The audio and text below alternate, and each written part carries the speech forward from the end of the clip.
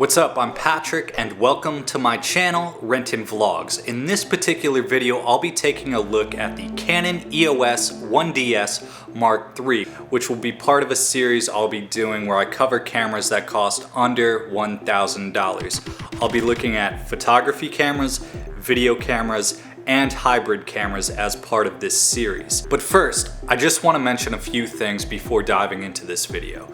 Please like this video and subscribe to my channel if you haven't already done so.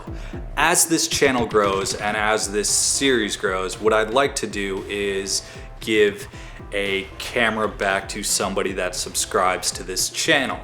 So as soon as I hit 1,000 subscribers, I will be giving a camera away when I reach that benchmark. Oh, and I almost forgot, in the description below there is a link to a Google Drive folder where I've uploaded a set of photos that I took with the Canon EOS 1ds Mark III and a Canon 40mm f2.8 lens, a very basic lens that cost around $90. There's nothing fancy or special about it. You can download the raw photos, play around with them in post and different applications to really get a feel and a sense on if this camera is right for you and is gonna hold up in post the way you need it to for what you ultimately wanna do with the photos that you want to take. So, let's jump in and discuss this camera a little bit more because it's really interesting and I really do love this camera. I think this camera is really special, and there's a particular thing that makes it special, and that is I feel as though it kind of bridges that divide between an argument that was happening around the early 2000s, and it was an annoying argument, and if you were shooting digital at that time, you most certainly had it with a number of people. If they were older than you or in art school, even my parents, we had this conversation, and I'm not talking the birds and the bees, but if film is better than digital.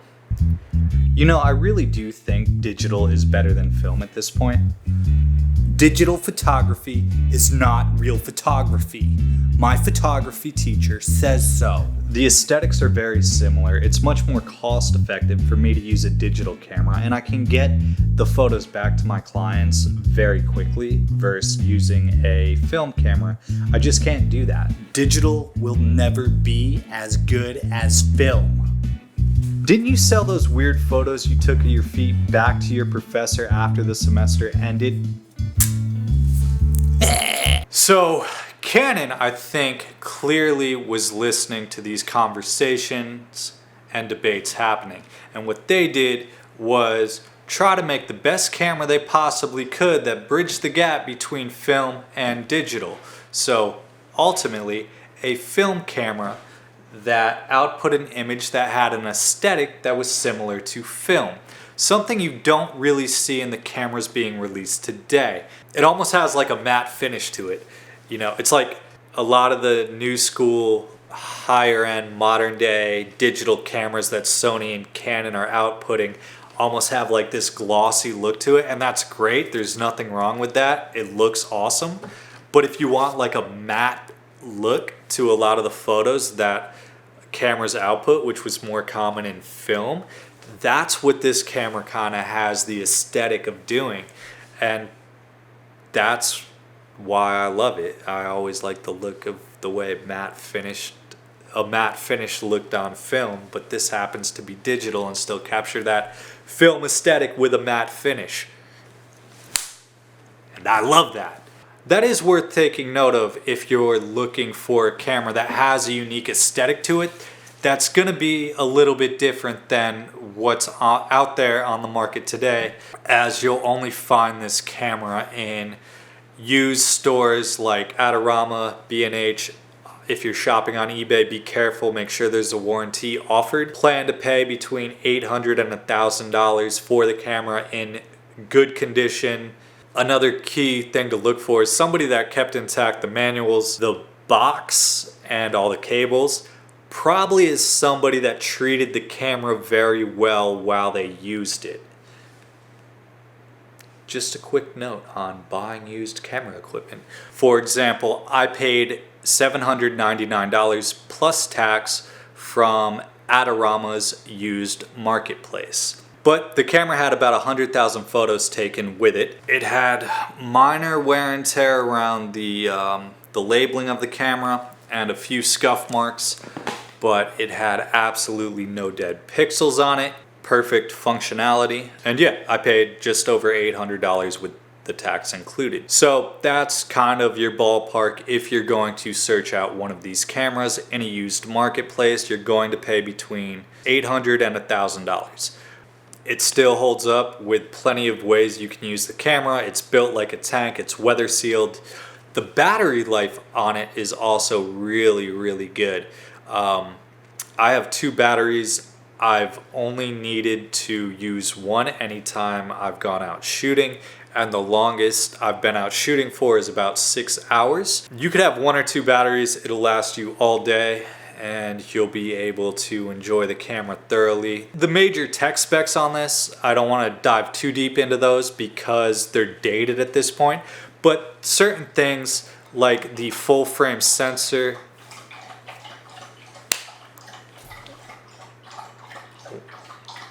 it's my dog just drinking a little bit, you know.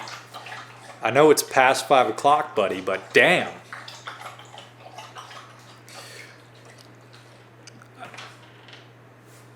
It's got a large sensor, 21 megapixels. It only goes up to 1600, and you can actually boost it to a 3200 ISO, which is plenty as long as it's paired with a fast lens when you're shooting in low light scenarios. And when I say fast lens, I mean a 1.8 or faster. It uses a Digic 3 processor, and I don't know what they're up to now. Probably like a Digic 8, 9, or 10 by this point. So if you're shooting in burst modes or you're taking a lot of photos, you will have to wait a few moments while the camera catches up and buffers. So let's quickly talk best case use scenarios for this camera. Weddings, don't bother, it's not great for that. Sports, it's gonna be a little bit dated for that. Street photography, absolutely if you wanted to. Concerts, absolutely. It looks great with people. That is where I would say is your primary focus for this camera, is portrait photography, modeling shoots, fashion shoots. So if you're creating like a lookbook for a different new type of clothing company, that you might want to think about this and check it out. It's great. As part of this series, each camera will receive a score based on the 5 following criteria: technology, features, image quality, versatility, and price. For each category, the camera will be scored 0 to 10. If it were still 2007, this camera would have scored a 10 for technology. But it's not, and as time moves on and technology advances, much of the Canon's 1ds Mark3's tech has either become dated or commonplace in low-level consumer-grade cameras. But the full-frame CMOS sensor and color science are still very impressive, even when compared to cameras today, as is the 45-point autofocus system. But it is dated when compared to the 1DX series that succeeded the 1DS, and Sony's plane phase detection system makes it look dated as well. And even though the 1DS was a technologically advanced camera in 2007, that is just no longer the case. And today, the 1DS scores a very solid 6 for technology. Features. You do not buy a Canon 1ds Mark III because it is stacked with the latest and greatest features. The 3 to 5 frame burst is no longer impressive as it once was in 2007. The LCD is almost unusable for focus and reviewing your photographs. There is no video capability, and the picture style settings and customization options are pretty standard at this point when compared to a modern day camera. And for that, the 1ds Mark III scores a solid 5 out of 10. It has everything you need to take a great photograph and customize your camera for various shooting scenarios, but really offers nothing further. Image quality. And ultimately the primary reason to purchase a Canon 1ds Mark III in 2020. With a 21.1 megapixel full-frame CMOS sensor, highlight tone priority, 14-bit analog to digital conversion for a total of 16,384 tones per pixel.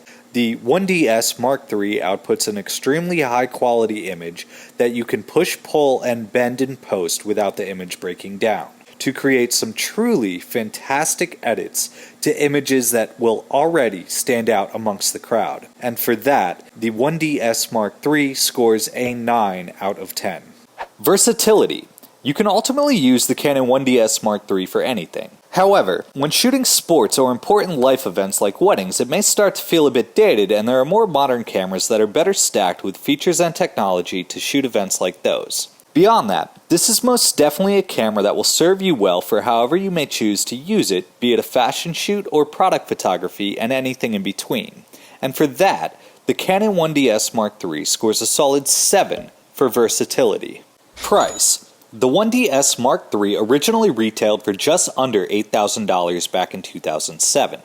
Today, you can pick one up for $800 to $1,000, approximately a 90% discount from the original retail price. And for that price, the Canon 1ds Mark III packs a ton of value, even 13 years after its initial release. And for that, the 1ds Mark III scores a solid 8 out of 10 for price. And that gives the Canon 1ds Mark III a final score of 35. So yeah, thank you for taking the time to watch this video. I look forward to putting out some more content throughout this week. Stay tuned. I don't have a set schedule yet, but 2 to 3 videos per week seems to be the pace. So follow-up video to this will be the 5D Mark II, because I have one of those and shot a lot of content with that. And again, I will include a link in that video down below, like I've done with this video, that you can request access to gain access to various images shot with that camera. And yeah, thank you for taking the time to watch this video. I'll talk to you soon. I am Patrick, Renton Vlogs. Cheers.